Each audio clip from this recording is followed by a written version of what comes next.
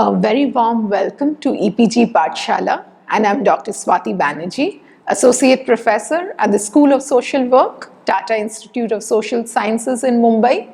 And today I'll be talking to you on the module on radical feminism, which is part of the paper on gender and social work. The very term radical and radical feminism itself tells us that it's a radical notion of the idea of feminism. And some of the topics that we'll discuss today would include how do we understand this notion of radical feminism, what is so radical about it, and what is the need for a radical idea within the feminist discourse. A little bit of the background and emergence of radical feminism and the various concepts that radical feminism gives. For example, androgyny, the sex-gender system, sexuality, pornography, lesbianism, reproduction, and some of the critiques around some of these evolving terms that many of the radical feminists have proposed. And then we get into a more in-depth understanding through a few references for all of you. Feminism is the radical notion that women are people. So this is a notion that radical feminism endeavors to uncover or endeavors to unpack. In the beginning, I would like to ask you two questions, or one would want you to think over and reflect on two questions. One, why is it expected that a woman would produce a child, and preferably a male child, and if she doesn't produces a child, she is looked down upon, or if she has a male child, she is celebrated? Also, the second question would be, why is it that since childhood, a girl is given certain do's and don'ts and her mobility gets restricted, or she is in continuous fear, or her parents are in continuous fear that something might happen to her, that there might be a sexual assault?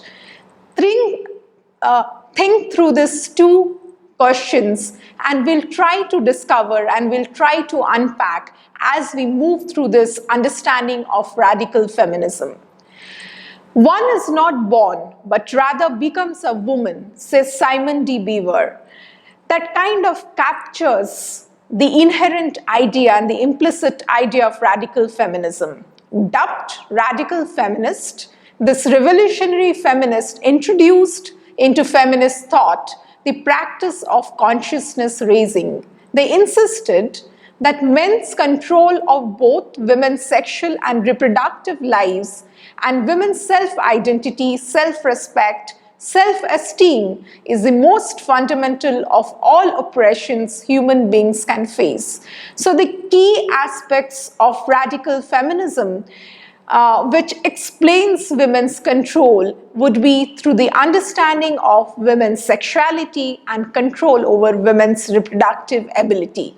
Radical feminists simultaneously argue that what we need is a fundamental restructuring of society from our thought upwards, because they say inequity is not only in material things, but it's also in our psyche, it's also in our thoughts. And therefore, this picture kind of sums it up. If I had a hammer, I would smash patriarchy.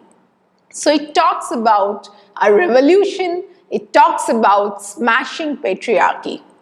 Giving you a brief background of the discourse, and how it has evolved. As we are aware, during the early wave of feminist thought, during the 1960s, 1970s, feminists belonging to largely mainstream women's rights movement believed that the main aim was to achieve equal rights for women through reforming the existing system. However, radical feminists did not believe in reforming the system. They thought you need to overturn the system and radically restructure the system by uprooting all the patriarchal and hierarchical power structures. They perceived themselves as revolutionaries. Motivation to improve women's condition emerged from the context of their participation in also many of the social movements of the times, where they found themselves to be excluded from equal power by men within these movements. Therefore, the idea became stronger. You need a separate movement, and the movement need to revolutionize and totally uproot the power structures. Introduce the practice of consciousness raising, which is one of the key tenet of radical feminism. Some of the other underlying thoughts around radical feminism is sharing of experiences. They believed in a common understanding, emotions, sisterhood. Radical feminists also believed in the concept of personal is political. What happens in a woman's personal life, what happens within the household is not only her concern, but there is a larger structural context which influences the personal experiences of women. For example, if a woman's right is violated, if a woman faces domestic violence, that's not because she has done something wrong. It's because there is a larger structural inequity that exists, and that kind of sanctions that kind of a violence. Therefore, radical feminists also believes in universal sisterhood, and they believe women are oppressed because of not anything else, but because they are women. Historically, women were the first oppressed group according to them, and they believe women's oppression is existent virtually everywhere in our society. It is the hardest form of oppression to eradicate, and it cannot be addressed, for instance, by just eradicating the class system, like a lot of Marxist and Marxist feminists would have said. Radical feminism moves beyond the ideas of liberal feminism and Marxist feminism. This form of oppression, they say, provides a conceptual model to understand different other forms of oppression.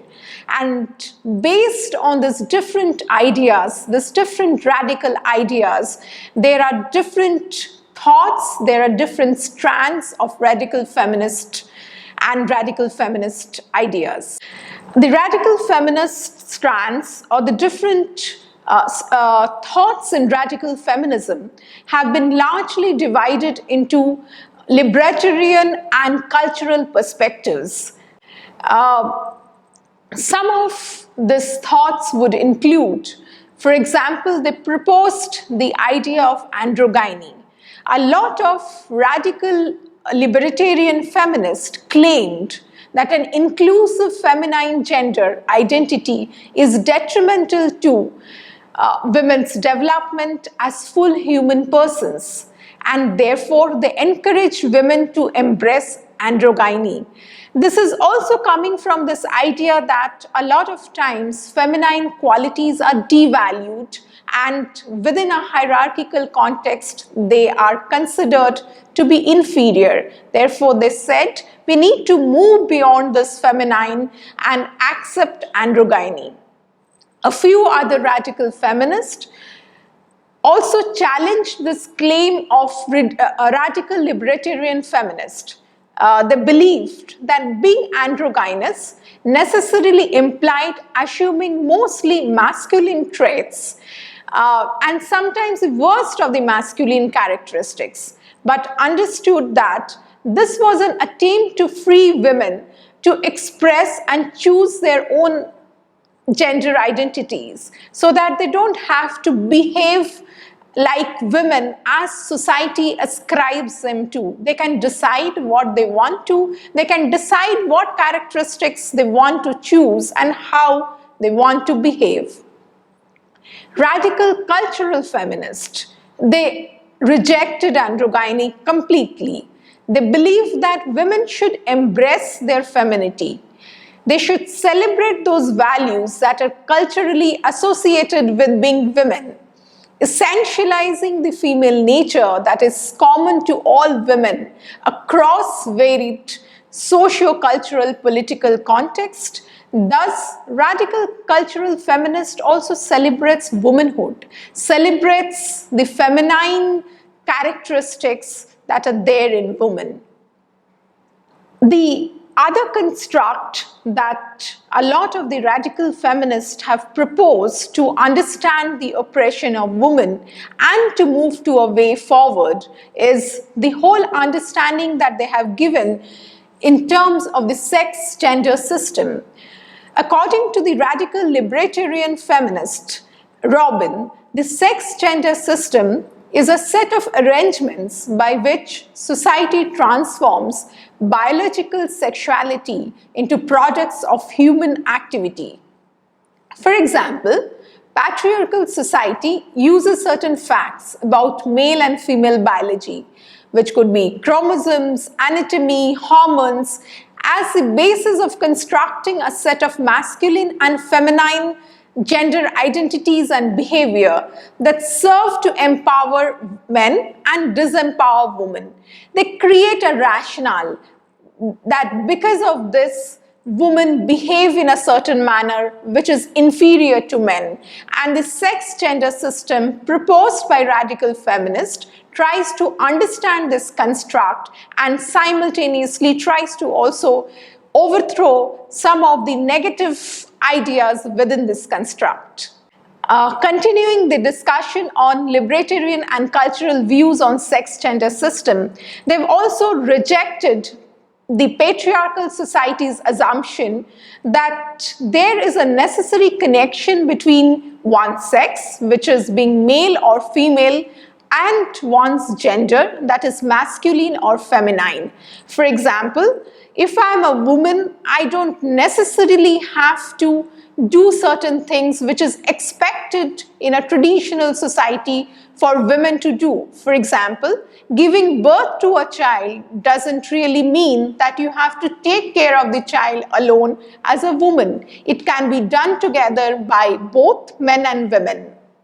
Gender is separable from sex, and that patriarchal society uses rigid gender roles to keep women passive, is what they say.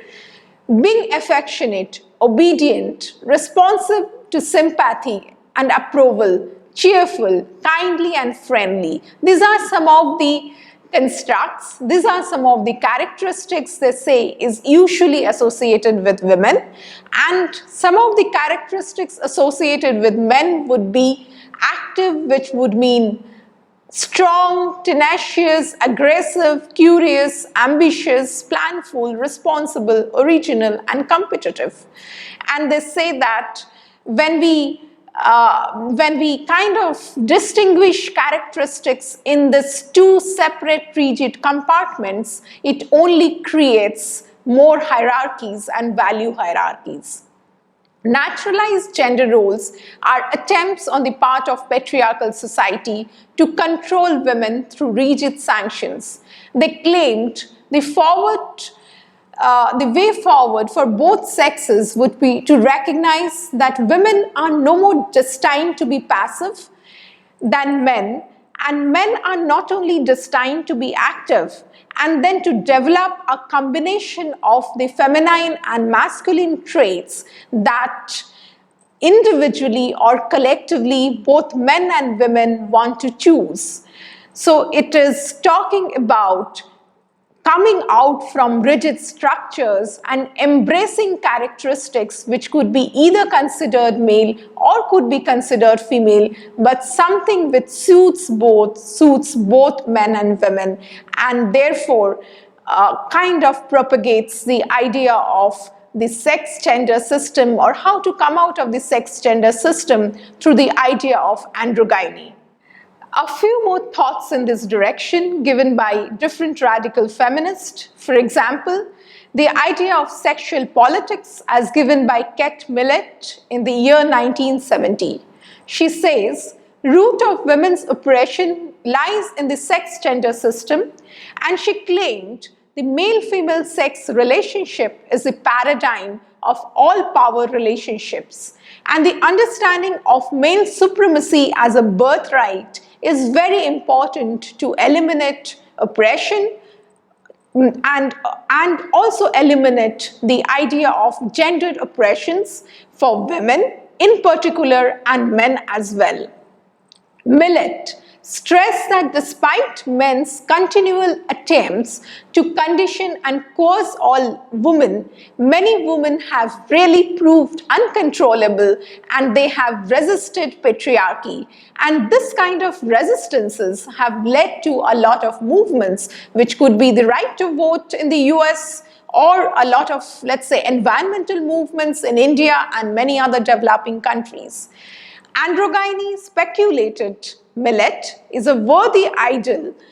Only the feminine and masculine qualities integrated in androgynous person are separately worthy. And therefore, again, Millett stresses the fact that the root of patriarchal oppression is within the sex-gender system. Taking these ideas forward, another key feminist within the radical discourse is Shulamit Firestone, and she propagates the idea of the dialectic of sex in the year 1970. And she says, the root of some of these oppressions, as many other feminists have said, is not only in the sex-gender system, but it lies in the reproductive roles of men and women. And she says, women needs to be freed from these roles by replacing biological reproduction with artificial reproductive techniques. And she suggested various artificial techniques and she said the ex utero reproduction would need to replace the natural or in utero reproduction. This idea of women's oppression being located within her natural ability to reproduce has been taken further by another feminist, radical feminist called Marilyn French. She says the male-female differences can be attributed to the biology rather than socialization. And traditional feminine characteristics, she says, we don't need to reject them because some of it or most of it is superior to the masculine ones. Earliest societies were probably matricentric or mother-centered, and they were harmonious with nature. So essentially, she tries to say that don't throw away the baby with the bathwater. Preserve those masculine or preserve those feminine qualities which are important, which are not only important for the human society, but it also creates a synergy with nature. Mary Daly propagates her idea in her work called Gene Ecology. And she says, all traditional feminine traits are constructed by patriarchy. And in order to eradicate oppression, women need to strip themselves of femininity. In a very important work by her, in Beyond God the Father, Daly focused on God as the paradigm for all patriarchs, interestingly, and she argues that unless God the patriarch is dethroned from both men's and women's consciousness, women will never be empowered as full persons, which is quite a radical thought. As we have seen radical feminist ideas about the sex-gender system, women's reproductive ability, the other key understanding that radical feminist gives us is sexuality and how the control of sexuality leads to women's oppression and how we need to look at and come out of some of those oppressive structures. Again, different radical feminists or different strands in radical feminism argues this differently. The radical libertarian views on sexuality would be, they say heterosexual as well as other sexual practices are essentially characterized by repression, are essentially characterized by domination. The norms of patriarchal elites is about sexually repressing the sexual desires and stigmatizing sexual minorities, thereby controlling and also saying to the majority what is pure and what needs to be pure and what should be controlled. So the idea of purity in terms of sexuality has gained prominence and is considered to be good. It also brings us to this notion of good woman and bad woman. Should reclaim, they say, reclaim the control over female or women's sexuality by demanding the right to practice whatever gives satisfaction to them. And the idea of sexual relationship, they say, is between fully consenting individuals who are equal partners, and they need to maximize those experiences. Simultaneously, the radical cultural feminist oppose some of these views, and they say heterosexual relationships are generally characterized by an ideology of sexual objectification. So they also kind of say that the heterosexual relationships lead to oppression, but they give a different understanding, a different viewpoint, or a different logic to explain that. And they say it's largely about objectification, where men are considered to be as masters and women as objects of that kind of a sexual partnership that supports male, and it supports, they say, male sexual violence against women. They also say that feminists should take action against any sexual practice that supports or normalizes male sexual violence. And I think this is a very important argument that many of the radical cultural feminists gives against violence in any form. And they want to say that any form of violence is a complete no-no. And they're able to explain the roots of this violence to the control over women's sexuality. The ideal sexual relationship between fully consenting adults or equal partners, they say, is not just about experiencing that, but they say it's also about emotional involvement and do not participate in polarized roles. The other important construct in radical feminism is the debate on pornography. You know, as like I told you in the beginning, the idea or the discourse of radical feminism or radical feminists have really traded into certain concepts which a lot of other feminists earlier have never looked at. They have dared to look at some of these concepts, and they have given their ideas and notions and has analyzed some of these concepts. So the debate around pornography again is divided between the radical libertarian feminist and the radical cultural feminist. The radical libertarian feminists say pornography need not be necessarily bad or harmful to women. So they are basically propagating liberalism, or some of the roots are about freedom and being liberal.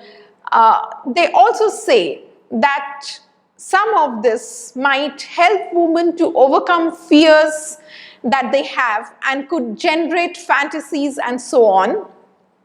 Simultaneously, women should have the choice to derive pleasure from pornography, even if some of it is violent, if they so desire. Now, intrinsic to this debate by radical libertarian feminists on pornography is that it's not just saying pornography is good, but it's essentially trying to say that women should have the choice in that. The radical cultural feminists, however, reject this idea, and they say any form of sexual objectification or portrayal of the same of women only serves patriarchal purposes of dictating feminine gender roles. Pornography harms women because they say it normalizes male power and female subordination, and it paves the way for sexual abuse. And I think that's a very important concern which is emerging out of the radical feminist thought and the debate around pornography. The other very radical thought that radical feminists have dared to speak about is lesbianism. Radical libertarian feminists interpreted this as women's participation in non-compulsory heterosexuality by not needing a male body for sexual pleasure, unjust, and they say it's unjust to impose lesbianism the same way patriarchy has imposed heterosexuality, and more than individual men, patriarchal system was the main enemy, and women need to confront individual men about their patriarchal values and privilege. The other side of this debate is given by radical cultural feminists, and they interpret the idea of lesbianism and say that there is no justifiable feminist psychological reason to choose heterosexuality, since women do not need men for pleasure. And some of the heterosexual relationships essentially leads to violence. So one group of radical libertarian feminism kind of accepts, or the radical libertarian feminist shows concern about embracing lesbianism, while radical cultural feminist talks about radical lesbianism is kind of an alternate to the heterosexual system. The other key idea within radical feminist thought is how control over women's reproductive ability leads to certain kind of oppression. And again here there are two different directions of thought. The radical libertarian feminist talks about reproductive roles and female bodies as sites of women's oppression, and therefore artificial modes of reproduction needs to be taken up. Within this context, they talk about an interesting there is an interesting literature which is about science fiction called Women on the Edge of Time, given by Percy, which is about a utopia within the tell of Ronnie Ramos' life. She sets her story, Percy sets her story of utopia within the tell of a woman called Connie Ramos. Connie is a middle-aged woman and a lower-class woman. She has been trying desperately to support herself and her daughter Angelina. However, one day she is very tired, exhausted, loses her temper, and she slaps her daughter. As a result of this only one outburst, the court judges Connie as an unfit mother and takes her beloved daughter away from her. Depressed, Connie is committed by her family to a mental hospital where she is selected as a human research subject for a brain control experiment. And just as things can get no worse, Connie is transported into a future world called Metaposit, a world in which women are not defined just in terms of their reproductive functions. In Metaposit, there are neither men nor women. Everyone is at par, and everybody takes care of the children. Initially, she rejects this idea of artificial reproduction, but later she comes to know that they did so. Women there has given up their natural reproduction. They did so only when they realized that natural reproduction was the ultimate cause of all isms, including sexism, and it was part of women's long revolution.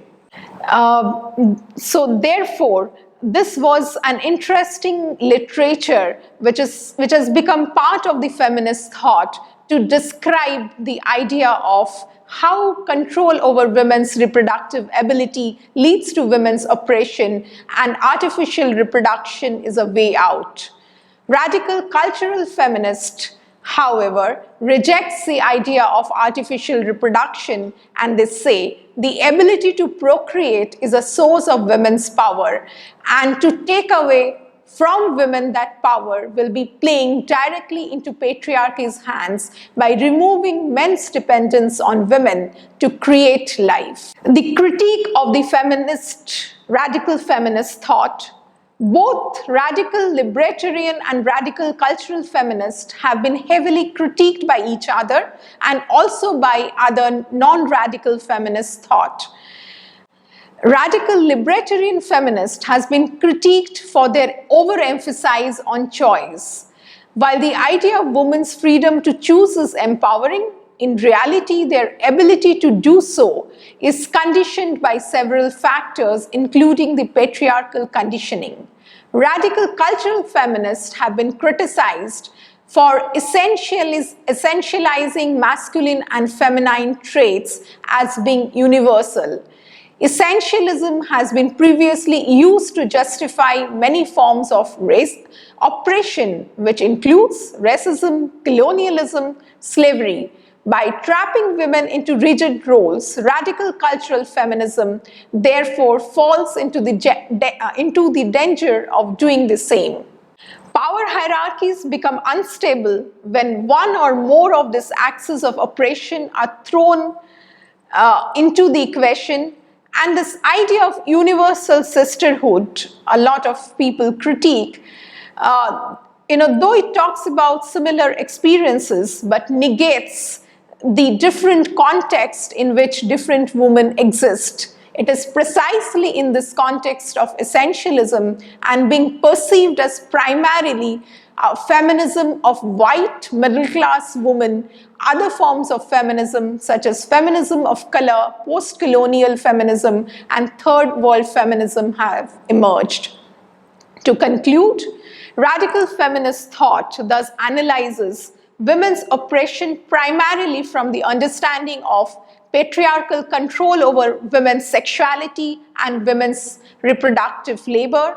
And radical feminism not only attempts to understand women's oppression and victimhood, but also focuses, and very importantly, focuses on celebrating womanhood and sisterhood and consciousness raising to negotiate some of the unequal structures that we have. And to take this further, there are a lot of references that you can look at. And I end with this thought, this interesting picture, the quote and the last one, which says, "We want our rights and we want them now." So we really need a revolution, and we really need to look at some of the radical feminist thought very, very carefully to see that we have our rights. Thank you so much.